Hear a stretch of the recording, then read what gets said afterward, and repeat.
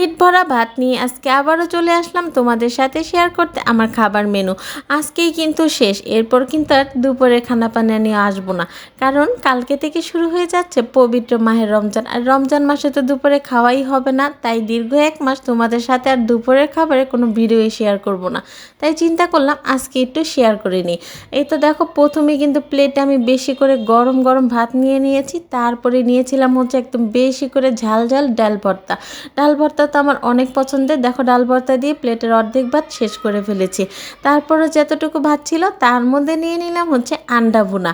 আর আন্ডা ভুনা তো আমার অনেক পছন্দের। এই আন্ডাটা কিন্তু আমি টমেটো দিয়ে ভুনা করেছি। আর আমি কিন্তু আন্ডা ভুনা করতে গেলে এটার মধ্যে প্রচণ্ড রকমের কাঁচামরিচ দিই, মানে কাঁচামরিচগুলোকে একদম কুচি কুচি করে দিয়ে এটাকে ভুনা করি, যেন প্রতিটা কামড়ে কামড়ে কাঁচামরিচ লাগে।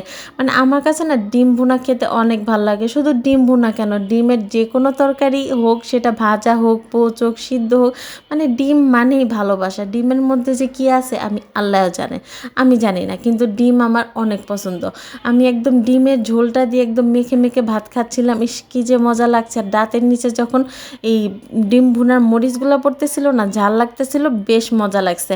এই তো ডিম ভুনা দিয়ে খাওয়ার পর আজকে কিন্তু অনেক খেতে হবে ভাই, আর তোমরা যেও না, আরও খানা পিনা আছে। তারপর নিয়ে নিলাম গরম আরও ভাত, তারপর নিয়ে নিলাম এর মধ্যে হচ্ছে একদম টমেটো দিয়ে রান্না করা মাখা মাখা ডাল।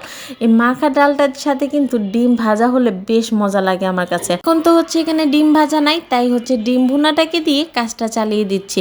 আর ডিম হলেই হলো, এটা কোনো ব্যাপার না। তারপর হচ্ছে আমি একদম ডালের সাথে ডিম ভুনা দিয়ে দিয়ে একদম খেয়ে নিয়েছিলাম। কিন্তু এখনো ভাই ডিমের কুসুমটাকে খাই নাই, কারণ ডিমের কুসুমটাকে না বাঁচায় রাখতে অনেক বেশি আনন্দ লাগে। এই তো আলহামদুলিল্লাহ ডাল দিয়ে খেয়ে নিলাম, আর সবার শেষে এখন হচ্ছে এই আন্ডার যে কুসুমটা এটাকেও খেয়ে নিলাম। আলহামদুলিল্লাহ, এই ছিল হচ্ছে আজকে আমার দুপুরের খানা পিনা। তোমাদের কাছে কেমন লাগলো অবশ্যই জানাবে। আজ এই পর্যন্তই, আল্লাহ হাফেজ।